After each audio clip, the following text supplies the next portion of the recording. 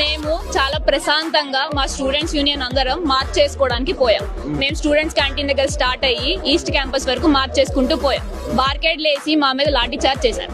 అమ్మాయిలని కూడా చూడకుండా అమ్మాయిల మీద కూడా లాఠీ చార్జ్ చేశారండి. మీకు ఏ హక్కు ఉందని లాఠీ చార్జ్ చేయడానికి అడుగుతాం. మేము స్టూడెంట్స్, ఇక్కడ మేము మా యూనివర్సిటీ స్టూడెంట్స్, మేము ఇక్కడ మా యూనివర్సిటీ వాళ్ళు చదువుకోవడానికి వచ్చాం. మాకు మా భూములు కావాలని అడుగుతున్నాం. దాని మీద కూడా మేమేదో దొంగల్లాగా ఏదో క్రైమ్స్ చేసినట్టు మా మీద లాఠీ చార్జ్ చేసినంత హక్కు మీకు ఎవరు ఇచ్చారని ఈరోజు అడుగుతున్నాం.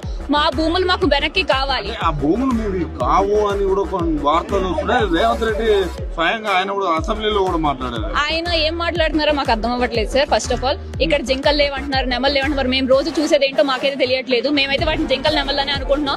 ఆయనకి ఏమైనా డౌట్ ఉంటే ఆయన మీడియా పోలీసులు అందరూ కలిపి రండి, చూడండి మొత్తం ఎక్కడ జింకలు కనబడతాయి మీకే తెలుస్తుంది.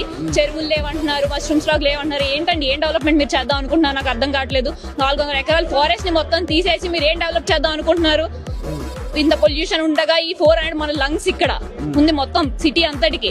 అలాంటి 400 ఏకర్స్ మీరు డిస్ట్రాయ్ చేద్దాం అనుకుంటున్నారు. మీరు ఎలా అనుకుంటున్నారు నాకు అర్థం అవ్వట్లేదు. స్టూడెంట్స్ యూనియన్ మేము ఉన్నాము, మేమైతే యుద్ధం అయితే ఆపం.